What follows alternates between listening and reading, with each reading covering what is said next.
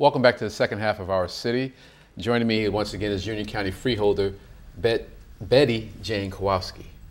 Now, the spelling is just throwing me off here, so it's B-E-T-T-E. Yes. Not B-E-T-T-Y, the traditional. Right.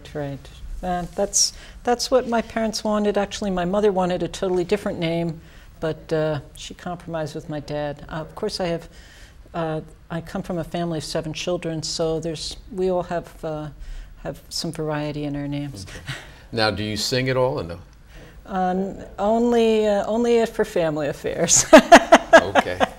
I mean, we could start an idol program for freeholders, and you could be our first contestant. So. Yes, and I think that would be a very short-lived program. Okay. Now, as a freeholder, you served as a member of the Union County Open Space Trust Fund Committee. Yes, I do that. The Open Space Trust Fund was started about 7 years ago, no, about 10 years ago. It was put on the ballot because people in Union County realized that we really needed a little more funding to preserve green space. I mean, the Parks Commissioners back in the 1920s did the right thing by starting the parks system, which also went to a referendum, actually, and we were the second of the park system started nationally after Essex County. But we really felt that it was important to come up with a different funding source for green projects, for acquiring land that would be beneficial to preserve it as green space. And the voters of the county approved that. We've been doing that. We've acquired more than 300 acres of property to try to preserve our environment here in Union County and add to our parks where possible. We started out with fewer than a dozen parks in Union County. Now we have 33. I think it's an initiative that the people of the county really appreciate. Now, here in Elizabeth, we've spent about $1,600,000 on green space, Field of Dreams, Green the Streets, preservation, historic preservation, and the Kids Recreation Trust Fund in the last few years. Now, these on the ground, these have met improvements that people can see right in their neighborhoods. Hanratty Park, Seiselman Park, Ira Powell Fields, Brophy Park, some revitalization and preservation, work on the public library here in Elizabeth, First Presbyterian Church, supporting recreational programs so that the children will have something to keep them busy in a very enjoyable way during the summer. That's just some of the work that's been done with this open space money. So we're always looking for new land that can add to our green space, and we're looking for opportunities to improve the quality of life for our residents in that way. Now, in terms of providing assistance to the unemployed and creating new jobs, and jobs assistance, I know the county has been active, especially in Elizabeth. Can you tell us a little about these efforts? Okay. Well, our Department of Human Services works closely with the City of Elizabeth and with the state and with employers and community organizations to answer this challenge that we have now of unemployment and job training. And here in Elizabeth, we have quite a few things that residents can take advantage of. We have, of course, the One-Stop Center on Elizabeth Avenue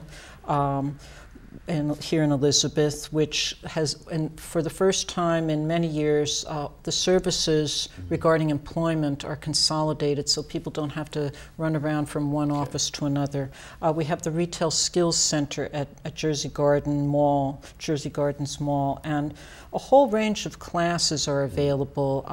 In the next couple of days, well, by the time this airs, at any rate, in September, there is training that's going to be offered for retail skills, for restaurant workers, for people who want to get jobs in healthcare-related professions.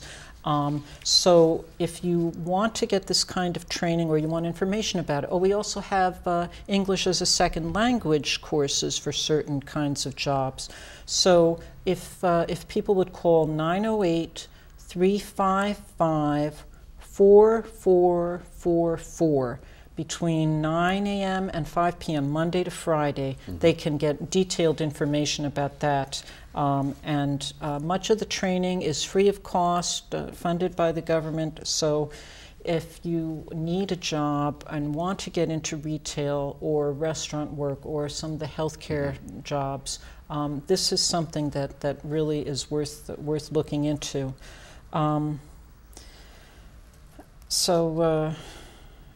Shall we talk about some of the arts related? Sure, we can do that. Yeah. Now, the county won a grant to better market and promote its historic sites. Right. Now, what's a few of the things which are in Elizabeth that you can tell us about? Okay. Well, Elizabeth, being one of the first cities established in the United States, is just so rich in history, and the cultural heritage here is wonderful. We have, of course, Boxwood Hall. We have the First Presbyterian Church. The Elizabeth County Courthouse, a historic building which has changed over the years. Our county clerk, Joanne Rajapi, has worked on bringing public attention to the courthouse. We have the smaller historic houses, Boxwood Hall, which is a museum, and people can go in and visit. We also have the Bonnell House and Belcher Ogden House. In the cemetery of the First Presbyterian Church, Reverend James Caldwell and Hannah Caldwell are buried, and they were extremely important figures in the American Revolution. Some people may remember the story about the Revolutionary Battle where they ran out of packing for the cannon, and Reverend Watts is supposed to have said, well, give them Watts, boys. I mean, give them, roll up the prayer books, the Watts prayer books, and use them to stoke the cannons. Well, of course, Reverend Caldwell and Hannah Caldwell herself is portrayed in the county seal, and there are other very well-known historical figures who have been buried there at the cemetery, and the Presbyterian Church is a place that has received some funding for improvements. Now, we used a grant to produce this wonderful little booklet, Elizabeth at the Crossroads, which can be obtained from our Office of Cultural and Heritage Affairs. Okay. And it gives you a map for a self-guided walking tour. Right.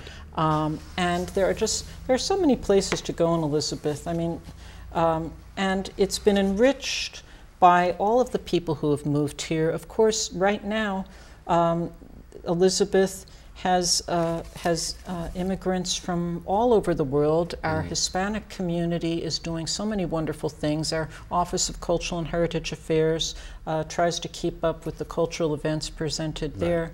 And actually, now that I'm mentioning cultural events, let me segue right into our HEART grants. Okay. Now, Union County pioneered in offering grants to both individual artists and to groups who are doing important cultural work.